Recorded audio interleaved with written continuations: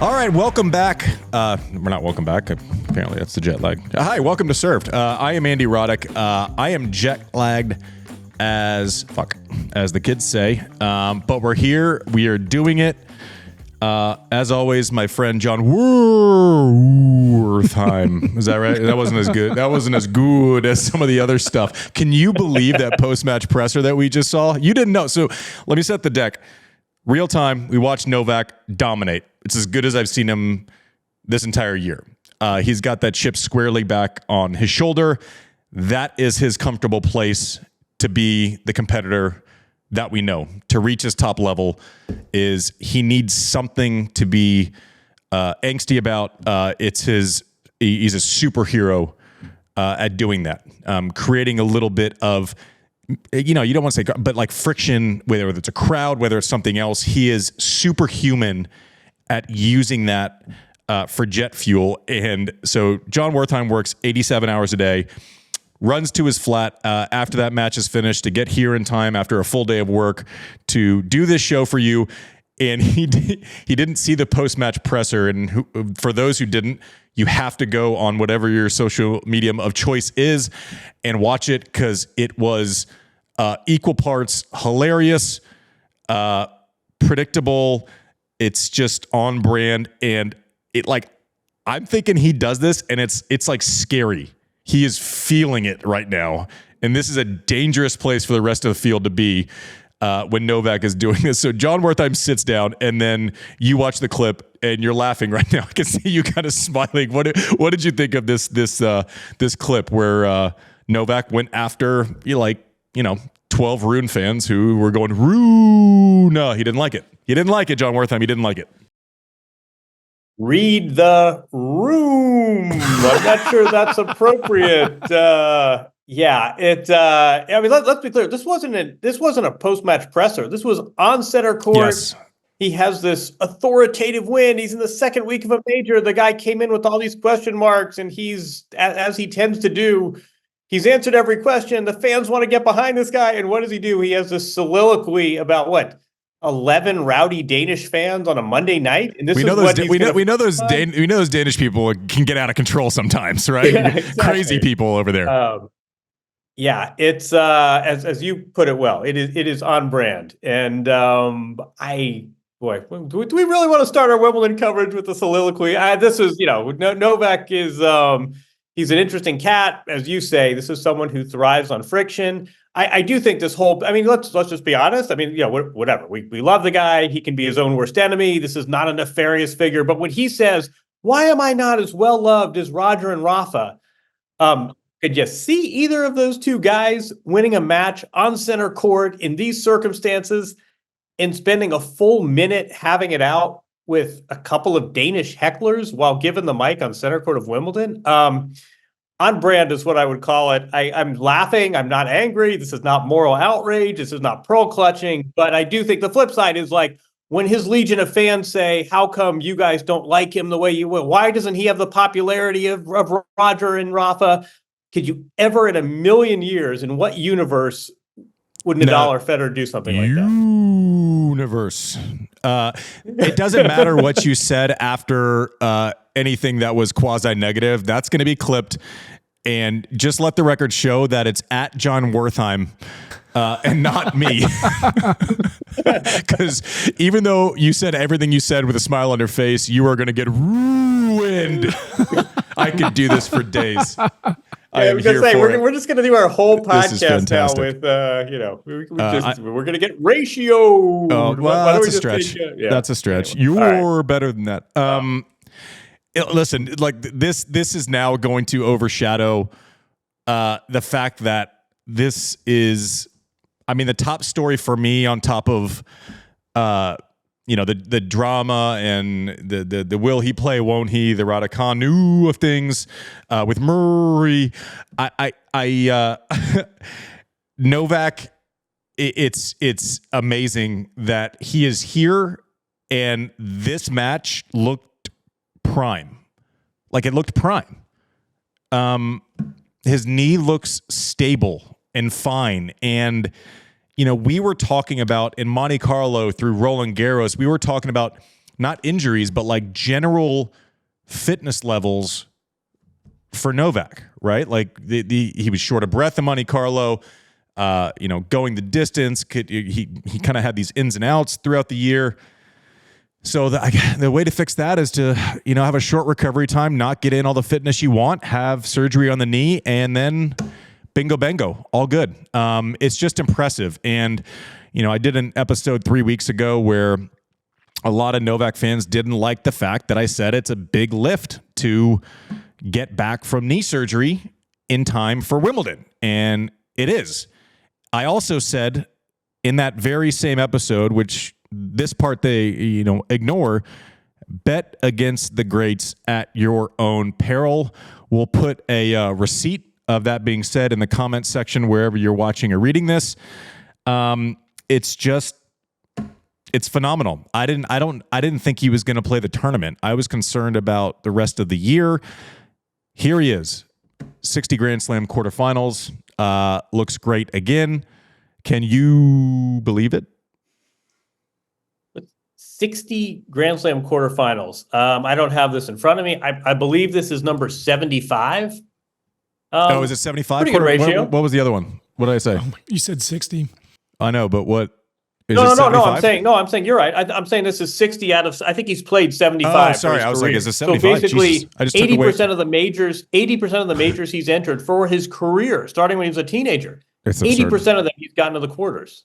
Yeah, it's absurd. I mean, that's a joke. And also, I mean, the other thing, we were all talking going into Roland Garros about, is the end finally here? Is Father Time caught up? He hadn't reached a final, much less won a title all this year. He's suddenly on an 8-match win streak at majors. And again, well, I mean, we were sort of running out of, we're running out of adjectives, but it's silly time. Why he would choose to let something other than his superior tennis and extraordinary feats of persistence be the story, I don't know. But then again, I have not won, at some level, this is what makes him who he is. He reveals his character in his winning, and he reveals his character in glimpses like this. All part of, I guess, what you sign up for with Novak Djokovic. Yeah, I hate to deal in absolutes, but it's probably somewhere in between, right? Father Time is gaining on him. It just is. I don't know that he's the 1A, 1B, 1C favorite in every tournament that he enters now. I think he's probably, in the conversation with Alcaraz and Sinner, but they're probably 1A and 1B just based on health concerns, and they're just getting more matches, as you do when you're in your early 20s, as opposed to 37. Too much. Okay, we'll give the rest. I won't do it for like 3 minutes. But on grass, I've said before, and I've had this conversation a couple times over the last 3 or 4 days, is we like to put our big three into silos because it's like easily digestible, right? So Novak's the hard court guy, Rafa's the clay court guy, Fed's the grass court guy. Novak's one Wimbledon title behind Roger. He's probably, him and Pete, second best grass courter ever right now. He's in the conversation for being the best grass court player ever. And it doesn't get talked about enough because we like these silos and because it's an easy storyline and everyone can be the best in their own thing. But he just looked dominant. He looked average the first couple of rounds, which is normal when you just had surgery. He just routed Runa. I didn't make it. It was like 90 seconds. Fuck. Routed a guy. You know how hard it is to beat someone 3-4 and 2 or something like on grass. On grass. Beat anyone on tour that on any surface, but 3-4 and 2 on grass is just insane. Can we talk about the grass real quick? Because at the end of that match, he took a couple falls and you like hold your breath, right? Every time, and everyone seems to be continually falling. And John's talked about it a lot this week. Yeah. Talk to us about the surface and what you think's going on, especially on this center court. Like your front lawn, grass needs air to be dry, right? Go out to your front lawn, and after it's rained, it's wet, it's slippery. if you had wet grass in, or you just put a dome over it, or even turned an old school barbecue upside down for a while, it would have a weird effect if it wasn't getting air, one way or the other. I don't know if this is true. I would suspect that a lot of the falls that we've seen are due to the grass not getting the usual amount of air. It is great that we have a roof on center and one. They've done an amazing job with it. Grass needs air, one way or the other. It just hasn't been getting it because of how crappy the weather's been outside and the fact that they've had to have the roof on to have a product to show everyone and to give, dummies like us something to talk about, with uninterrupted. What's the feedback on site? Have you been hearing from any of the players as far as the playing conditions, JW? You nailed it, and you've done very well for a guy who's done a walk of shame in his t-shirt and heels today and has re-entered society after flannel, after oversized a getaway. Oversized flannel shirt. No. All right. Yeah, exactly. You have a sweatshirt and heels that you borrowed. I'll give it back to you next time I see you. I okay. think Jeez, you totally nailed it, which is grass is slick. Indoor grass is like a slip and slide. And the combination of the humidity, the fact that you now have this roof, so it's not getting oxygen. They're also, keep in mind, 15,000 people in the building. Note the bad falls. Note some of the really unfortunate, we can talk about that later. Note some of the really unfortunate retirements and injuries, and chart how many of those came when the roof was on and the surface wasn't just grass, but it was indoor grass. You nailed it from afar. Well done. Yeah, it just seems right. I only played under the roof there one time, and it wasn't at Wimbledon. It was during the Olympics. I lost to a guy named Novak Djokovic, like 1-2 on grass. One in what? 1-2. I feel like I'm doing Soldier Boy every time. Hey, mom, hey, you. Soldier Boy, I'll make it up. Beating Holger, tear it up. Yeah, and I didn't like it. I thought the grass played much differently. The sound is super intense. Like, it almost has an echo when you hit the ball. It really magnifies contact, which for me in a ball striking exhibition with Novak didn't exactly make me seem any better. I walked off that match, and that's the first time I thought about retirement, because I'm like, he's playing video games and I'm trying to play tennis. But listen, and it's imperfect, right? You can't say I don't like grass court under a roof, but still understand all the reasons behind it and the mechanisms. And, we're better because we have something to watch, cover, et cetera, et cetera. If I was in charge of everything, I would have put the roof on as well. I would use it if it looked like rain was incoming. So there's no perfect scenario here, but it does seem relatively obvious that it is causing some of the slipper magoos. Mike? Could you do something like what they do in golf with like a sub air, like with the greens? I mean, is it possible with that surface? I'm sure. I just don't know. I don't know the mechanisms with the sub air. You couldn't do it during a match because it's so loud. Like a sub air on a golf course, which is basically it's an underground kind of ventilation system. It's super, super loud. So I'm guessing when they blow the bubble up at night, they put this big bubble up and it does have a sound underneath it. I'm guessing they have something that blows on the court at night, but you could not use it during play just because we've talked about this in the podcast before. You hear the contact before you see anything, and you have a quarter of a second to react to whatever your senses are telling you. You take away one of those, it becomes pretty tough. So I don't think you could use it during play. I got to think they've researched. There's not a lot of stones unturned at Wimbledon in the All England Club. So I got to think they've thought of it. I got to think they're doing everything. Something like that in theory, but the noise is pretty intense with those. So that might be a reason why they don't. So we've talked about Novak. John Wertheim, give me your kind of top three storylines outside of Novak for this week. I know Murray. I'm sure there's a Murray situation, the women's draw opening up. What else you got for me? Man, you preempted two of my three. I think we need to pause for a moment with Andy Murray. Sometimes you have a clean, this is it retirement. It's Roger at Laver Cup. Serena makes it clear before the Open. This was a little bit awkward just because he was not in singles. Andy Murray, we're talking about, obviously, he was in doubles. He was kind of in mixed. He didn't get to play mixed, but he's still going to the Olympics. But I do think they handled it. Overall, they handled it quite well. nice touch bringing back Sue Barker. Andy got a nice send off. And again, I'm still hung up on this point that this guy who was so often obscured by these three mountains still registered this level of affection and meaning and significance. I think it's a real tribute to Andy Murray. The women's draw blown wide open. We can get to that in a second. I would sort of the asterisk there is there also were a lot of really impressive emergences, and all the people, sort of it's very easy to say, oh, women's tennis is unreliable and the players are soft and the players are weak. I mean, I saw a lot of really top shelf tennis. I mean, get the fuck out of here with that stuff, by the way. These are amazing athletes. Like anyone who's saying that is just anyone who's saying that will complain about their mother's cooking. Shut the fuck up. Exactly. Yeah. I test. You know what? Like go watch Emma Navarro play. Go watch, never mind Emma Navarro, who's a top 20 player. Go watch the Lulu Soon play and tell me that this isn't a top shelf. You missed athlete. A golden opportunity. Who play? Watch who play? You will see in the quarterfinals. I was told it's pronounced.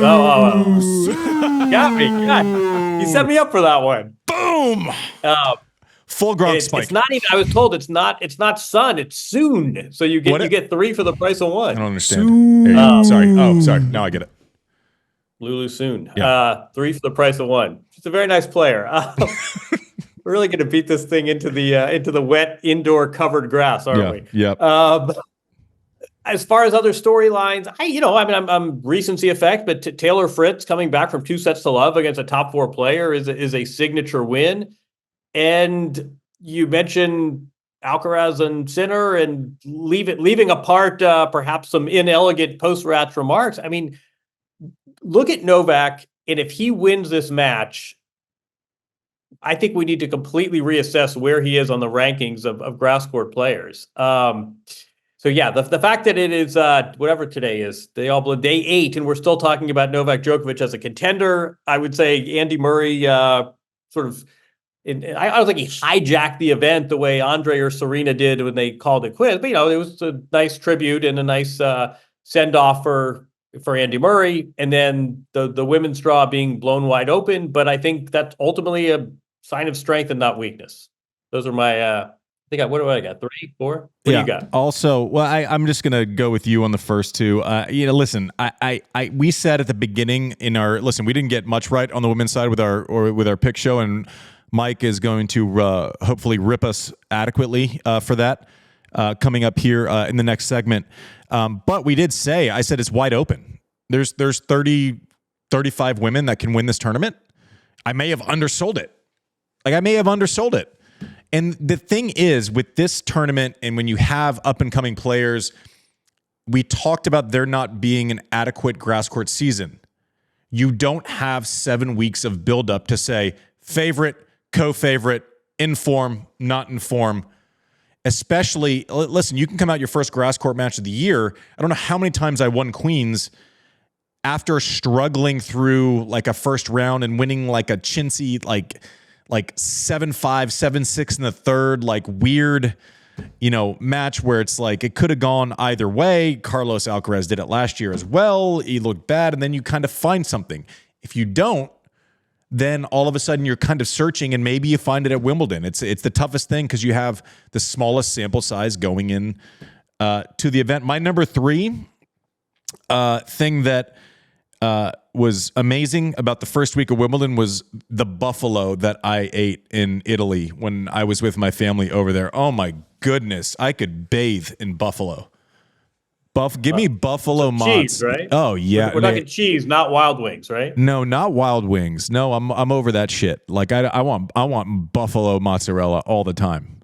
I just want to bathe in it. I want to do a medley. Just all of it. That's my number 3 takeaway. Are you seeking a cheese sponsorship at this point? I mean, I'm now. Well, it's not any cheese though. I think I would turn down most of them just because. Obviously, I spent a week in Tuscany, so therefore I am a cheese expert now. Bit of a snob. So I don't know. I don't know. At least I know that you have for sure which they so happily provided to us, was some Oslo sleep buds. Which Oslo, were perfect. I'll tell you. So the last time we spoke, I told you about my problem with I had no sleep on the way over to overseas Italy. Not a minute of sleep. The way back, I had 99 problems, but sleep wasn't one. I'll tell you that much right now. Did you go with the Babbling Brook, or did you throw a podcast on? Babbling Brook, just because it seemed fitting. I was solo, couldn't get over it, but I Oslo'd my ass off on the way home. I absolutely did. It was fantastic. It made me even more upset that I checked my Oslo sleep buds on the way over and completely listen, failure to prepare is preparing to fail. I deserved every last minute of no sleep on the way over, and I Oslo'd my ass off. Fool me once, fool me twice, whatever that saying is, but got some sleep. Thank you, Oslo sleep buds. Okay, so let's turn this around. Before we look forward, I think after this quick break, I'm gonna. You know what time it is? No, what time is it? Are Pop time. you thirsty? It's time to pop it. It's time to pop it. And I'm An back. Ollie pop. No, that's No, weak. it didn't work. That's weak. No. That was super weak. But Back to sender. cheers to refrigerated cans again. One of the few things we get right on the culinary scene here in this country. After the break, producer Mike, I haven't dared looked at my bracket on what I got. It's so bad. It's so bad. We're the ugliest. We're the worst. I don't know how we have a show. We'll be right back. All right, we are back with Served, brought to you by Oslo Sleep Buds, which are very beneficial on airplanes. Don't check them in your luggage. John, we are about to get smoked, and deservedly so. I think I have some defenses for it, but producer Mike, this is the part where we're the only show. I'm starting to realize why every other analyst only picks a winner, because you can only be wrong once when you do that. Not the full 128 draw first time you see it. There's the Flipper Magoo. There's the Slicey Magoo. This is the fucked up Magoo brought to you by producer Mike. All right. Time to pay the piper. Let's shame us. Just shame us. Your fourth round matchups. Your fourth round matchups, I think you only got one right. Well, I think you only got one of the full matchups right. But I think your biggest challenge was Sabalenka dropped out. You had picked her to win. Listen, I think Iga losing early on. That doesn't bother me, because everyone probably had Iga somewhere. Listen, when you have to do something, film it on a certain day because you have to edit it to get it out by Sunday. I didn't know this giant from France. He lost, we didn't know where he was going to be placed. So there are some stuff that's out of control. The Sabalenka thing, listen, when you lose your winner before the tournament starts, not good. Not a good start. That's not the one. Good. That's not what you need. Good. Anyways, go ahead. You had Vondrousova going all the way to the quarterfinals. Didn't make it out of the first round. How'd that go? Yeah, you had one. But I think we'll back our way in, because John, you had Iga winning it all, or you had Coco winning it all. Nailed it. I don't know why I'm correct. I don't know why I'm rushing to correct you. It's not any better. Yeah. And then Andy, you had Pegula. I did. Playing Sabalenka in the finals. So your semis were Iga, Pegula, Sabalenka, Coco for Andy. Needless to say, I think we just need to start over, pick fresh, because you guys didn't get any of them. It was really bad. But all the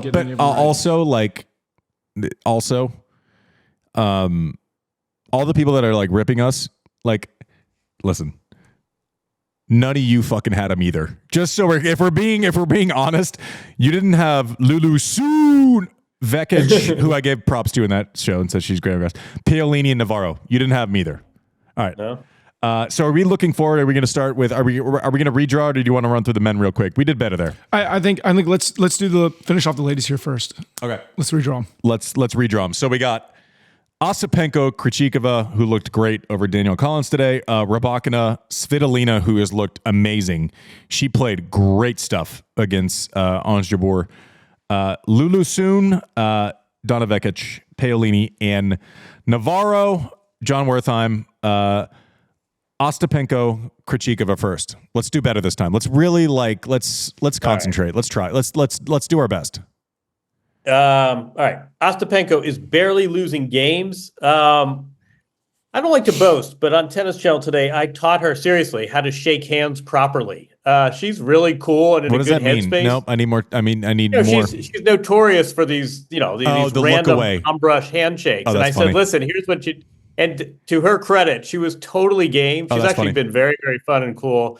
She's in a good headspace. All of which is to say, she's in a good headspace. I think she's dropped like 15 games in 4 matches.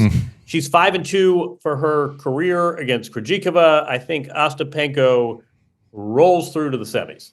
I'm with you on that one. Listen, her toughest opponent is herself a lot of times, and she plays these razor thin margins. Maybe the most aggressive player on either tour. This side of this new Kid Perry card, maybe, who is, reckless abandon on the second serve. But this surface fits her more than the slam she won, in my humble opinion, more than Clay ever would. I like her in the semis also.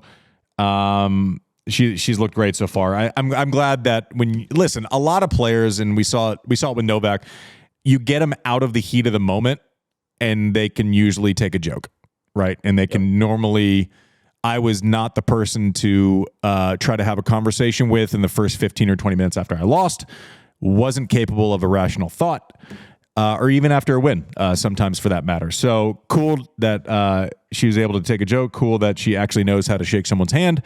Rybakina, Svitolina, in my opinion, 2 of the best players in the tournament so far. Maybe Penko in that conversation as well. Who do you like, Rybakina, Svitolina? I'm going. This is the ultimate heart over head, but Svitolina played today, Monday, with a black ribbon on her dress in commemoration of this children's hospital bombing. I can't imagine the way she is balancing the abject terror of what's going on in Ukraine, her home country, with the joy of reaching another week 2 of a major. She's playing really well, and I think she's really leaned into giving her country this glimmer of joy amid a lot of misery. I mean, you get her in interviews and she's happy to talk about it. She sees this as a real opportunity to sort of spread some good vibes. She realizes it's, a drop in the ocean in the grand scheme of things. And all of which is to say is, I like her sentimentally. I like her tennis. She's 2-2 career against Rybakina, who, she's won this thing 2 years ago. She has not looked terrific. We don't usually root. In fact, we never root. This is a rare exception. We don't what? We don't root. We don't what? I'm supposed to be neutral. No, you don't know. Oh yeah, we don't root. All right, there you go. Yeah. Oh. Nailed it. I like Svitolina. All of which is to say, I like Svitolina. I want Svitolina for all the reasons that you said. Can you give us just sidetrack here? Can you give us 30 seconds on her funding Ukrainian tennis right now? So above her being a voice for her country, which has obviously been under attack in the grossest way for a couple of years now, can you talk about, she doesn't just talk the talk, right? She doesn't give you the sound bites you want. It is backed up with action. Tell us about what she's doing for Ukrainian tennis. It's fairly hush-hush. She doesn't brag about this. She doesn't trumpet this, but she is basically the Ukrainian Tennis Federation right now. Remember, the male players that you played against, that most people know, they're military men right now. There are no Ukrainian players going to the Olympics, for example, on the men's side. There are 4 on the women's side. They're none on the men's side. Why is that? Oh, right. Most of the eligible players are fighting in a war. As for the women, Alina Svitolina, with God knows what's happening to the Ukrainian Federation these days. She is essentially funding things like Olympic travel, Billie Jean Cup travel. I've heard she's sort of personally sponsored some promising players so they can keep playing tennis. Some of them have left the country, and she has continued to sponsor them. She has not talked about this, but this is real heroism. Never mind that she's also a wife, a mother, and the final 8 player to win Wimbledon. I mean, what's going on? I think one day she's going to look back at this and say, how in the world did I get through this time? What she is we toss around this word to the point that it loses a lot of meaning. this is heroism. And apart from everything she's doing on court, she is sort of back channeling, propping up Ukrainian tennis right now and paying for things like travel to the Billie Jean King Cup. Yeah, it really is heroic. One of the things I've been proudest of to just be in the orbit of with tennis for a long time is acts like this.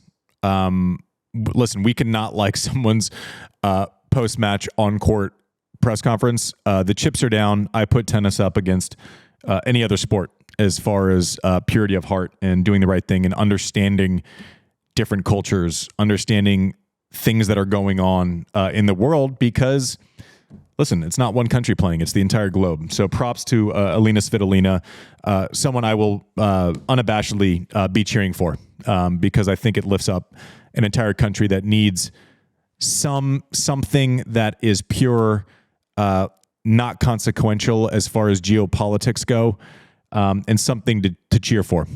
So I hope she wins. That being said, I like Rybakina in that matchup just because of her ability to hold serve. And by the way, also on a lighter note, Rybakina wearing a Red Bull cap in all of the press conferences. Is there ever been a more mismatched product market fit than Red Bull and the lady who gives us no energy when she wins Wimbledon? Maybe it's curative. Maybe it's a prescription. I would say that Yulia Putintseva wearing I think a sponsor patch from The Economist. Yulia Putintseva, a lot to like. I'm not sure she's necessarily cozying up with Angus Deaton's latest. Well, anyway, point taken. Yeah, strange sponsorship. I was hoping we were going to get to Angus Deaton. Yeah. All right, soon Vekic. Who do you like?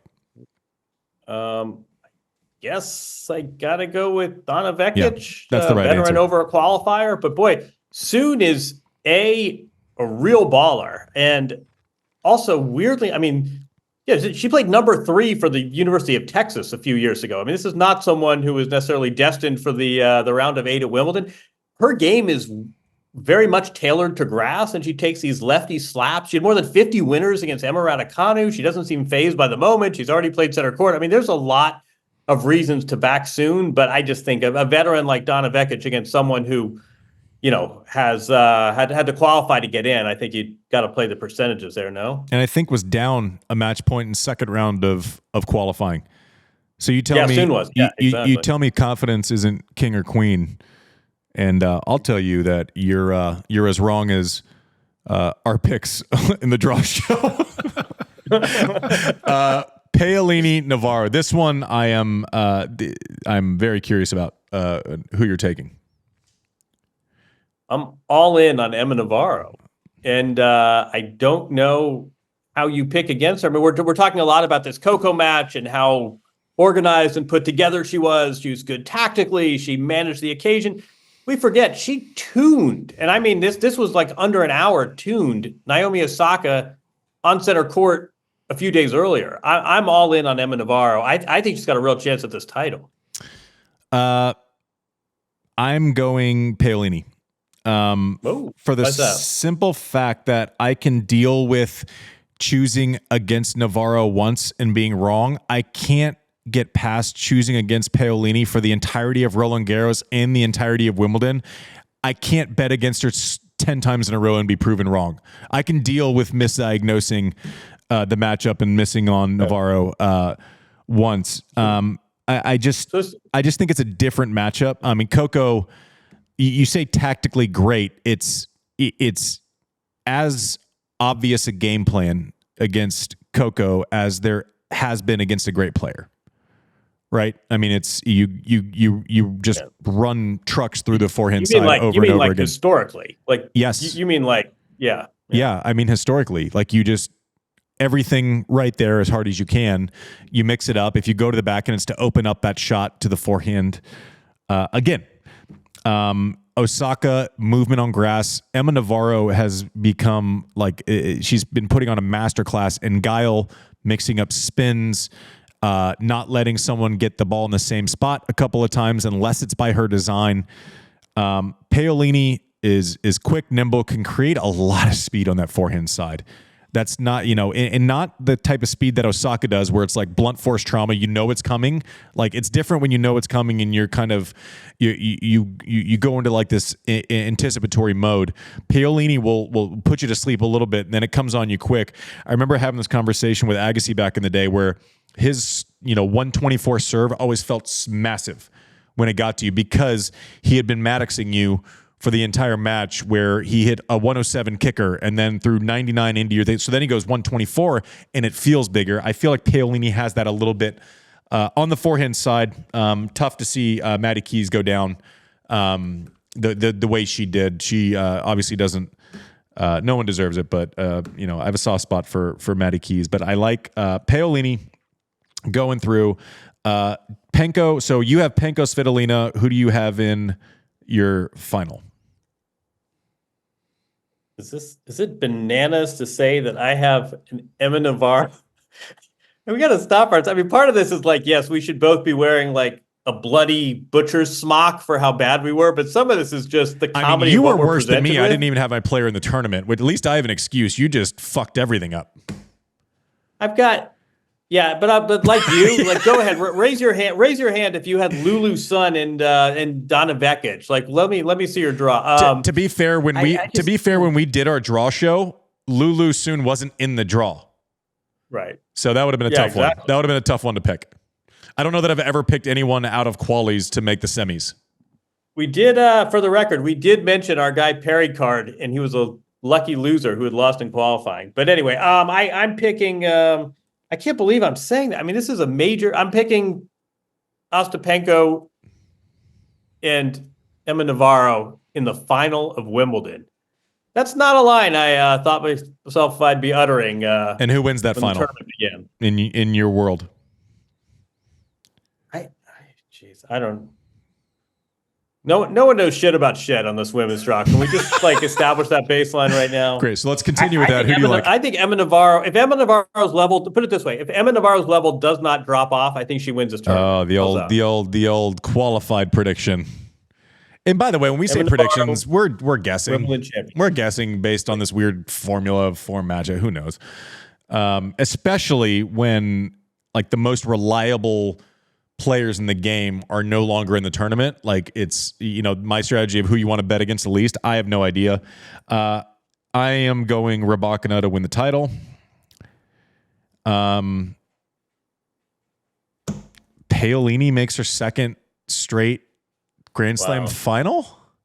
I'm having a lot of scar tissue from Paolini proving me wrong. Like the last month of my life, half the days of the last month of my life has been Paolini saying, "Don't underestimate me, you suck." In her country, no less. At a road game. I was eating buffalo in her country, being proven wrong every day last week. Every day. And by the way, for those who, I would say just tuning in like we're a live show. Everyone's been listening from the beginning, right? Anyways, my number 3 Wimbledon story was Buffalo's great. And buffalo mozzarella is great in Italy. This show, fucking hell. It's been a really Italian-centric show since we launched. This is an interesting one. Italians taking over tennis, man. That is true. Something good's going to happen for them. Something good. They're going to have like 2 out of 8. All right, so what's the wager? In the quarters. What's the wager? John has Navarro, you have Rybakina. What are we wagering here? Buffalo, I think a pound of burrata. I think a pound of no losers there. Actually, this would be okay. So let's do this. Let's do. We're doing some served live shows coming up. We'll get more details on that, but we're gonna take this tragic show on the road.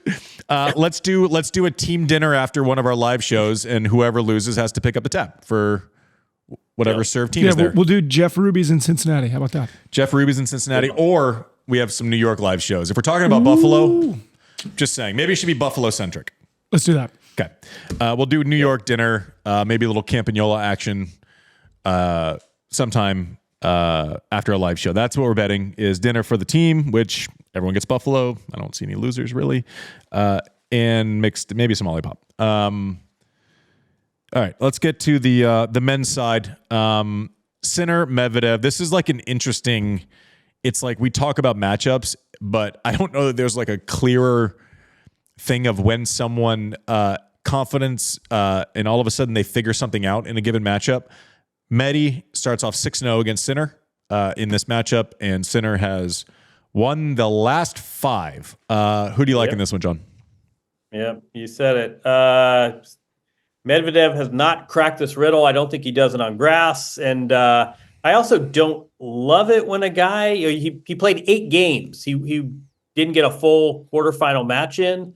I'd like to see data on that. We always say, oh, he's going to come in fresh. It never works out that way. The rhythm is off. I for a variety of reasons, I like Sinner. Yeah, I like Sinner just because he's been the best player on earth. I think he's better on this surface, and he's won the last 5. I don't think there's any reason to overcomplicate this. I'm as confident as I can be with Sinner in this match specifically, while understanding that the guy on the other side of the net is one of my favorite players ever as far as problem solving, has been number 1 in the world, has won a slam. Bet against the greats at your own peril. I like Sinner going in this one. What about Chucky Alcaraz and Tommy Paul? This is interesting to me. Who do you got, JW? I think Tommy Paul has a real chance. Alcaraz has not been great for the past few rounds. They're 2-2. I mean, Tommy Paul's beaten him multiple times. And Tommy Paul won a grass court in Masters 1000 tournaments too. He beat him in Canada twice. That's not like exactly. It's not like an Alcaraz was 17 and he played him in like the Bologna.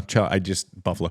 2-2. You like? So does that mean you're going to pick Tommy Paul? I'm gun shy. I'm going to. I'm copping. I'm coward though. I'm still going Alcaraz, but I could see this being. Yeah, I'll say Alcaraz, but I think this is like a 55-45 match. I agree. It's just I have a hard time betting against the defending Wimbledon champion who likes the service, who's just won Roland Garros. I love the way Tommy Paul is playing. Beating Bublik 3-3-2 or whatever the hell he beat him. He has been rolling. He's playing, and this gets said too much when someone gets in a row. He's playing the best tennis of his career right now. The fit with his game, him being intentional with moving forward, when to pull line, his movement on grass, I like all things about it. It's just hard for me to bet against the Chuckster here, especially in an extended format in 3 out of 5 sets. I'll start with this one. One of my lone bright spots in the draw show was picking Taylor Fritz to get to the semis, and now it looks like Taylor Fritz is going to be in the semis. Are you going to choose Taylor Fritz over Musetti? I am.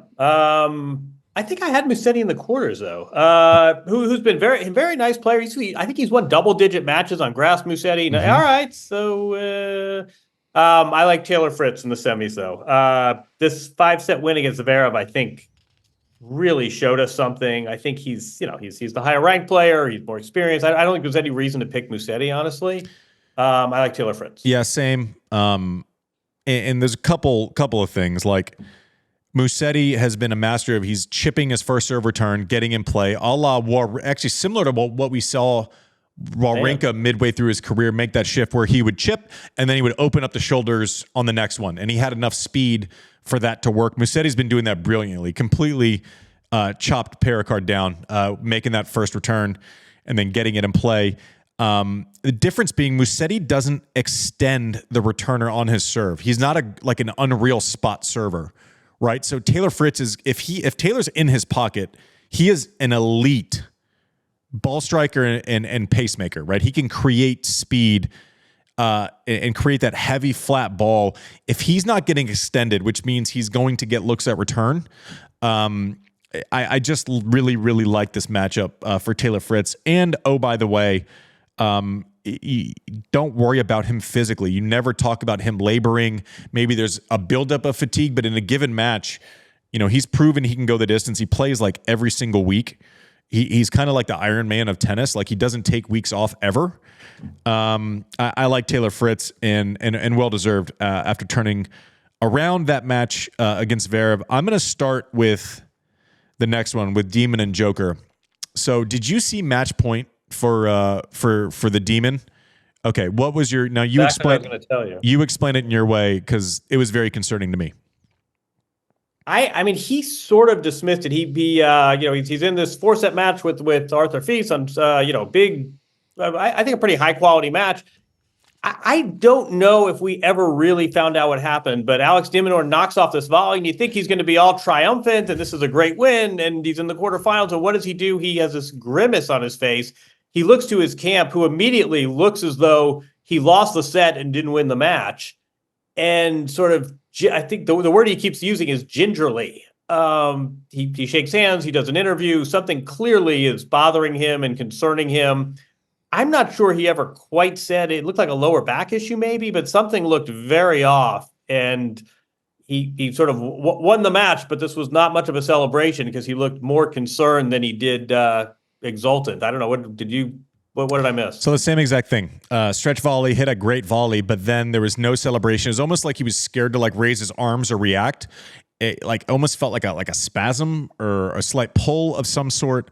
And this is just me projecting. I've obviously proven over the last month that I am no doctor. But it was concerning. And so weirdly, the Novak Demon matchup, I'm more concerned with Demon's physical injury, I think, after seeing that than I am with Novak, which is, hey, I mean, I guess the 2024 Wimbledon is like, up is down, down is up. What the hell is going on? I like Novak moving through in that one. Let's go back up top. This is the interesting one. Sinner and Chuckster. It's come to it. What are you going to choose? I think part of this is just it would be cowardly to cowardly to change my vote. This is the semi that we both predicted, and I think I've got to go with the guy that won their last match and is the defending champion. This is a great rivalry. I think Sinner's probably looked a little better here. Doesn't have the sort of the wow factor and the box office appeal. It's much more of a steady progression. So I'm talking myself out of this as I speak, but I think I gotta dance with you, Brunya. We did we did enough. We did more reseeding than the groundskeeper. I feel like this is one of the few picks I got to stick with since we blew the others. I'll stick with the Chuckster, but not by much. I like Sinner. I watched the Sinner Berrettini match. I thought it was as high a level of grass court tennis as I'd seen, just with the nuance and the slice. And Sinner, he's turned into someone who you felt like was going to dump a ball 3 years ago at 4-all in a breaker to someone who you don't think is going to dump balls at big moments. I like the way he's holding.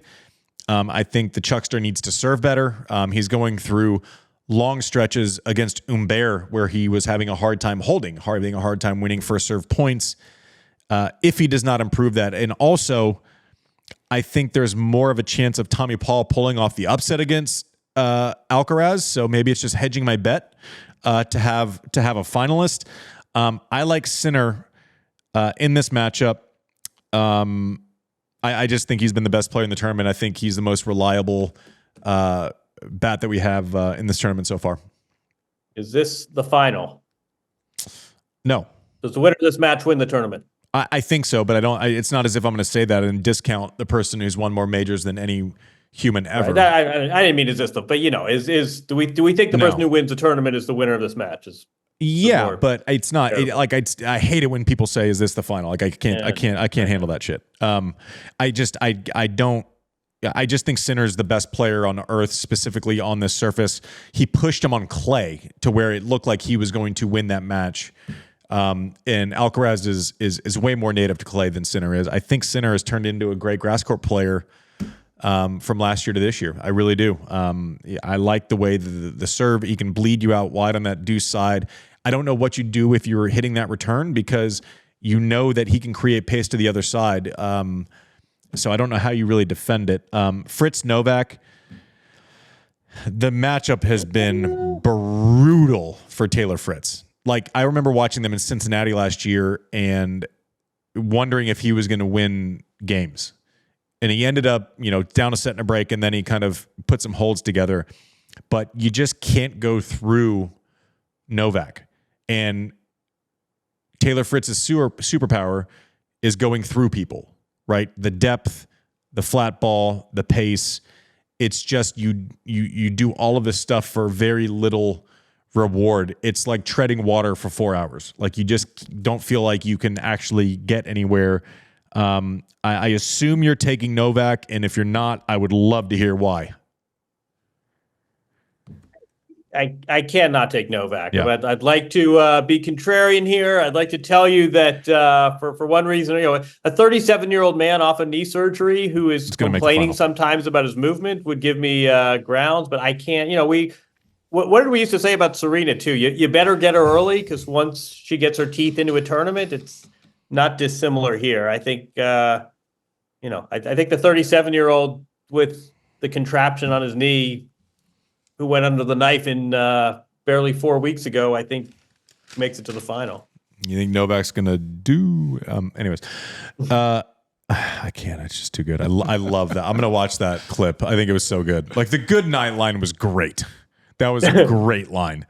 What was the other one? I don't have it in front of me, but, I've faced hostile crowds, and you guys aren't nothing. And yeah, you can't get to me.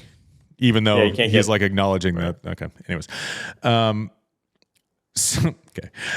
Sinner and Novak, or you have Alcaraz and Novak, or do you like the Chuckster over Novak again? I do. I mean, some of this is just, I don't know. What goes into this? Some of this is intuition, and some of this is you sort of look at what other variables can come into play. Some of this is just probability. Eventually, the 37-year-old guy's got to slow down. But I think we get a rematch of last year's final, and I think we get a rematch of I think we get the same results. I am going to take Sinner to win this tournament. Took him 2 slams in a row. Didn't work out. Hopefully this one is a little bit better. But I like Sinner in this. I just think he's the best player. I think he's the most reliable entity that we have left on the men's or women's side in this tournament. He beat Novak in the semis in his home court in Australia. I could try to go on and on and on about Sinner, but also just there was going to be we're 2 matches further in on that knee, wear and tear. You just don't know. So you talked about some of this is just hedging your bet. I hedged with Sinner against Alcaraz because Alcaraz has to play Tommy Paul. Kind of the same thing with Sinner. Like, hey, I don't want to give up the winner Sinner dinner. Okay. This show is just a mess. It's just a mess. I'll get better. I took a week off. Sorry. I'll get better. I'm gonna be hitting my stride. I'm gonna be like Novak. Came in. It was a little. Needed to get some mic fitness back. Anyways, I like Sinner over Novak. Not because anything in the matchup suggests that it's not fine for Novak. He's the best player we've ever had. I just think Sinner, health-wise, tennis-wise, has been more reliable, and I think he wins his first Wimbledon title. Mike, who do you like? I'm going to go with Sinner also. I just think it's a no-brainer. Techie Sean? Tommy Paul from the top rope. Tommy Paul. I mean, Sean was saying if that works, if you fucking call that, it's going to be served with Techie Sean. Sean was saying his dream finals would be Fritz and Tommy Paul, so it could be the social media. Can you imagine the influencer final? I might have to fly back for that. I mean, that would be ridiculous. I might have to. Wait, that might be our first live event. Dude, I would. The All-American final. Sean, you say this? Sean coming in from the top rope? Exactly. From the top rope. I would be so happy to no longer be the question on Jeopardy. That would be fantastic. I would love it. That would be fantastic. I would love to see that. I think I would have to see it in person. I think I'd have to. That would be amazing. That would be fantastic. Wait, do we get that? Are we what? If that's the final, you're going to head out. I think I'd have to. You're jumping on a plane. I think so. All-American final, you fly in. Yeah, but not to be like, Thirsty Magoo. I feel like I'd fly over there and watch it in a pub or something. Just to be like on site. And then I want to have drinks with whoever the victor is. That'd be fun. Anyways, that's our show. Producer Mike, what else we got? Be sure to follow us on all social media channels. Be sure to like and subscribe. And leave your comments. Let us know. We read almost all of them. Laugh at most of them. Cry at some. Cry at some. Oh, we love the great fans. We love the psychopaths. It is what it is. We appreciate all of you. I can't believe we're still on the air or whatever this is. Well, they can't kick us off. That's true. That is true. That's great. This is great. Yeah. This is great. We can just butcher a preview show and it's fine. Everything's fine. Everything's fine. It's also fine when you use your Oslo Sleep Buds, who are the presenting sponsor throughout the rest of Wimbledon. John Wertheim has been doing the great work giving you the daily served updates for week 1. I'm going to take over those duties week 2. I said duty. This show is fucking God. It's the worst. Dude. I didn't know it could get worse. This is maybe the worst show we've ever done. Thank you for listening. Presented by Oslo Sleep Buds. I'll be checking in daily or thereabouts for the rest of the tournament. JW, thanks for covering for me while I was eating cheese in Italy. Thank you for listening. This has been served.